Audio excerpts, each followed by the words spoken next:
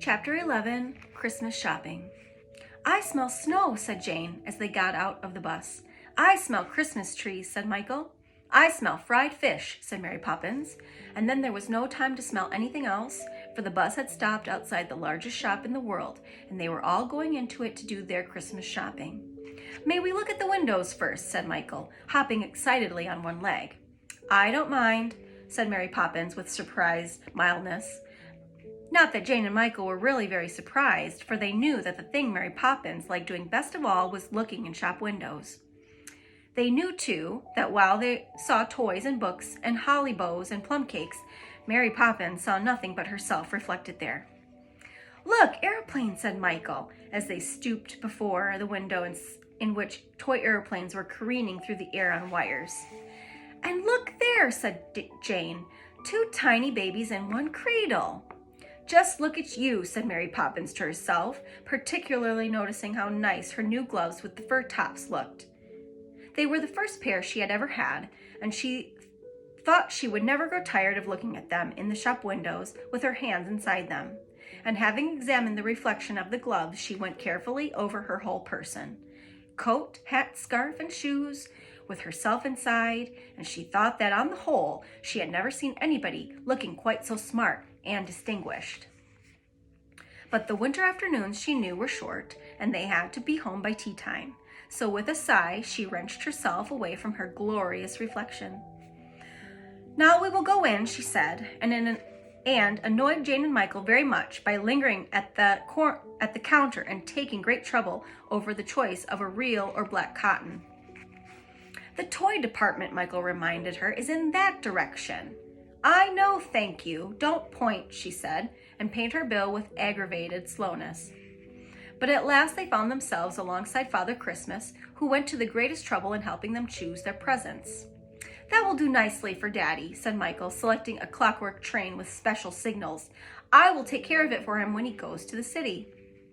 "I think I will get this for Mother," said Jane, pushing a small doll's perambulator, which, she felt for sure, her mother had always wanted. "Perhaps she will lend it to me sometimes." After that, Michael chose a packet of hairpins for each of the twins, and a mechano set for his mother, a mechanical beetle for Robert's and I, a pair of spectacles for Ellen, whose eyesight was perfectly good, and some bootlaces for Mrs. Brill, who always wore slippers. Jane, after some hesitation, eventually decided that a white dicky would be just the thing for Mr. Banks, and she bought Robinson Crusoe for the twins to read when they grew up. "Until they are old enough, I can read it myself," she said. "I am sure they will lend it to me." Mary Poppins then had a great argument with Father Christmas over a cake of soap. "Why not, Life Buoy?" said Father Christmas, trying to be helpful and looking anxiously at Mary Poppins, for she was being rather snappy. "I prefer Vinolia," she said haughtily, and she bought a cake of that. "My goodness," she said, smoothing the fur on her right-hand glove, "I wouldn't half like a cup of tea." "Would you quarter like it, though?" Michael asked. "There is no call for you to be funny," said Mary Poppins, in such a voice that Michael felt that indeed there wasn't. "And it is time to go home." There, she had said the very words that they had been hoping she wouldn't say. That was so like Mary Poppins. "Just 5 minutes longer," pleaded Jane. "Ah, do, Mary Poppins, you look so nice in your new gloves," said Michael wilily. But Mary Poppins, though she appreciated the remark, was not taken in by it. "No," she said, and closed her mouth with a snap and stalked towards the doorway. "Oh dear," said Michael to himself as he followed her, staggering under the weight of his parcels. If only she would say yes for once. But Mary Poppins hurried on, and they had to go with her. Behind them, Father Christmas was waving his hand, and the Fairy Queen on the Christmas tree, and all the other dolls were smiling sadly and saying, "Take me home, somebody." And the aeroplanes were all beating their wings and saying in bird-like voices, "Let me fly, ah, do let me fly." Jane and Michael hurried away, closing their ears to those enchanting voices and feeling that the time in the toy department had been unreasonably and cruelly short. And then, just as they came towards the shop entrance, the adventure happened. They were just about to spin the glass door and go out when they saw coming towards it from the pavement the running, flickering figure of a child. "Look," said Jane and Michael both together. My gracious goodness, glory me, exclaimed Mary Poppins and stood still. And well she might, for the child had practically no clothes on, only a light wispy strip of blue stuff that looked as though she had torn it from the sky to wrap around her naked body. It was evident that she did not know much about spinning doors, for she went round and round inside it, pushing it so that it should spin faster and laughing as it caught her and sent her whirling round and round.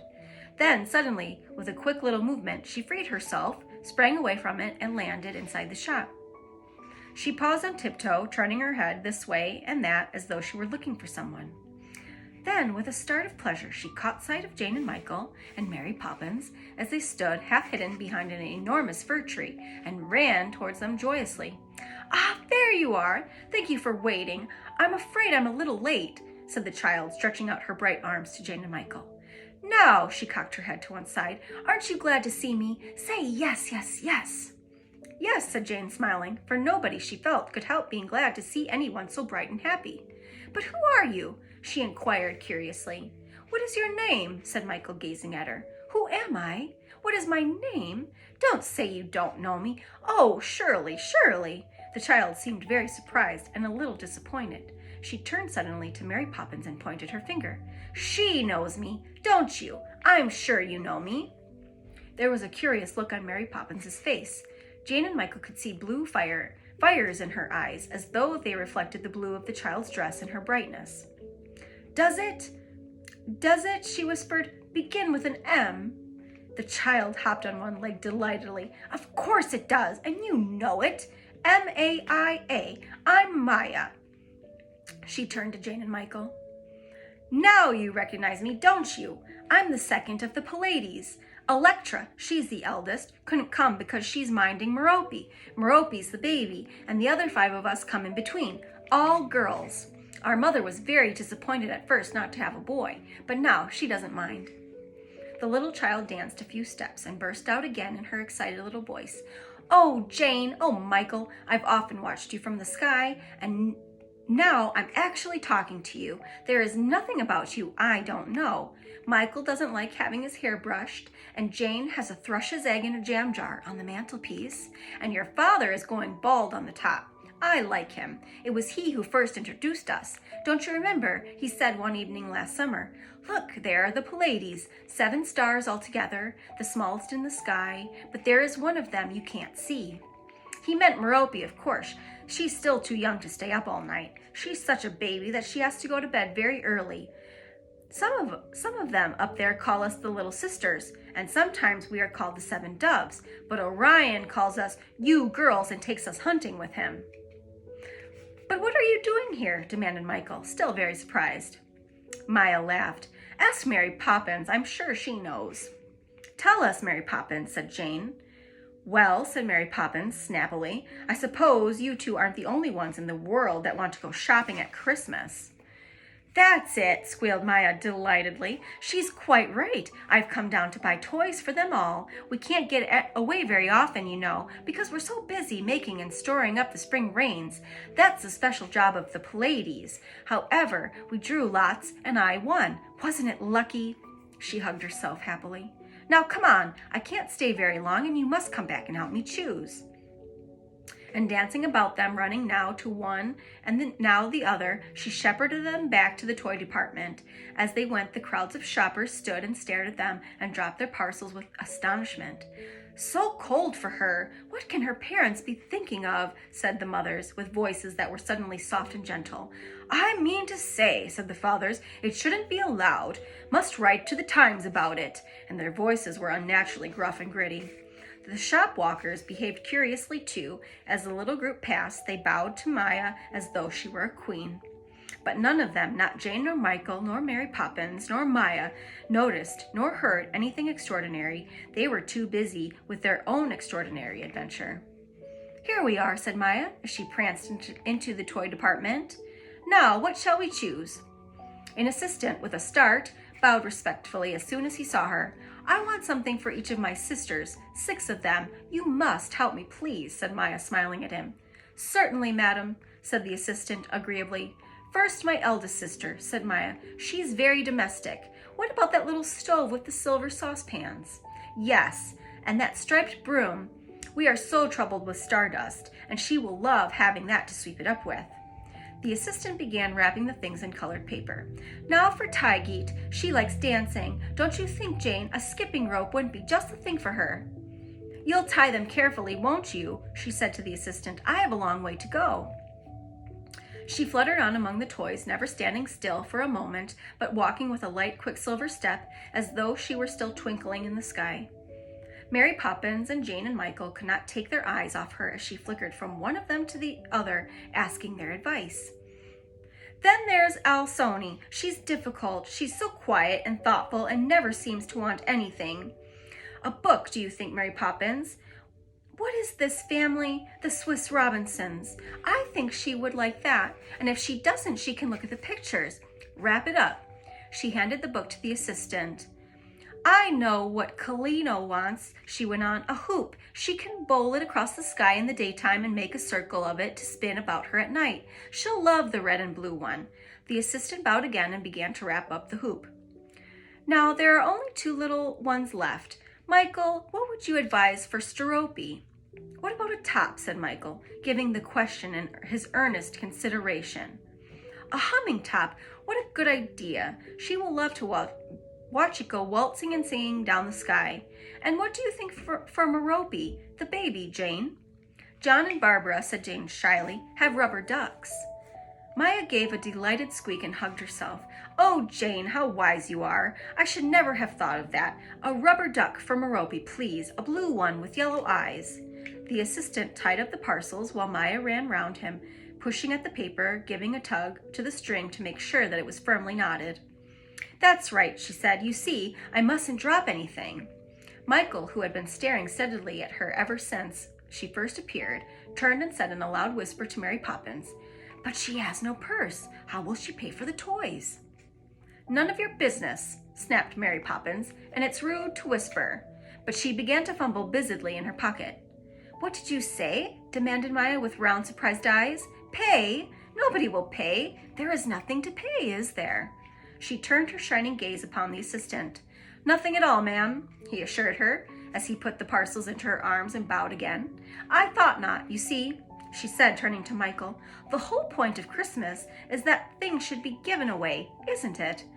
Besides, what could I pay with? We have no money up there. And she laughed at the mere suggestion of such a thing. Now we must go, she went on, taking Michael's arm.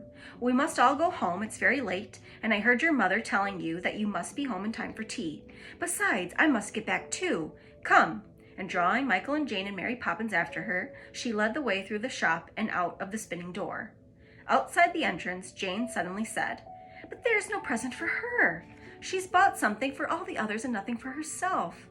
Maya has no Christmas present. And she began to search hurriedly through the parcels she was carrying to see what she could spare for Maya.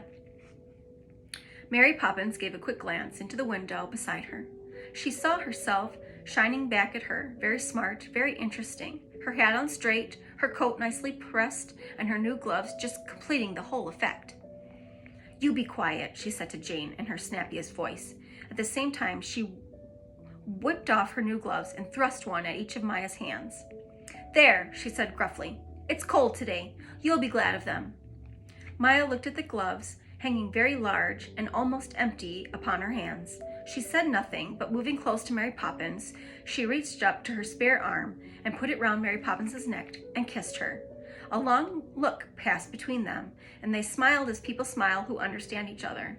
Maya turned then, and with her hand lightly touched the cheeks of Jane and Michael, and for a moment they all stood in a ring at the windy corner, gazing at each other as though they were enchanted. I've been so happy, said Maya softly, breaking the silence. Don't forget me, will you? They shook their heads. Goodbye, said Maya. Goodbye, said the others, though it was the last thing they wanted to say. Then Maya, standing poised on tiptoe, lifted up her arms and sprang into the air. She began to walk up it, step by step, climbing ever higher, as though there were invisible stairs cut into the gray sky. She waved to them as she went, and the 3 of them waved back. What on earth is happening? Somebody said close by. But it's not possible, said another voice.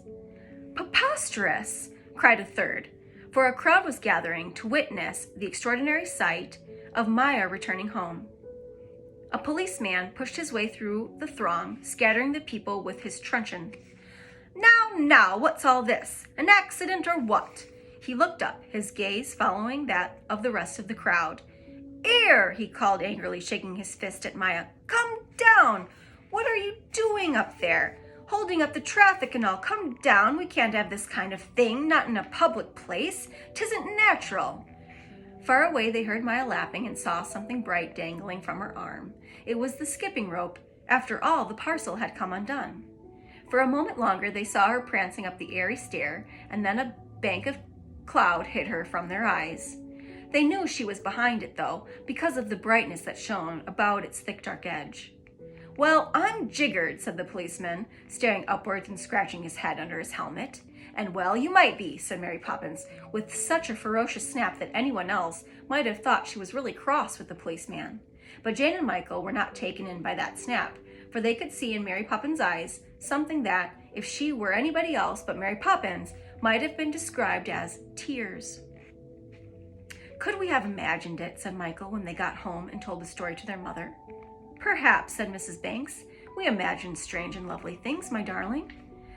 "But what about Mary Poppins' gloves?" said Jane. "We saw her give them away to Maya, and she's not wearing them now, so it must be true." "What, Mary Poppins?" exclaimed Mrs. Banks. "Your best fur-top gloves? You gave them away." Mary Poppins sniffed.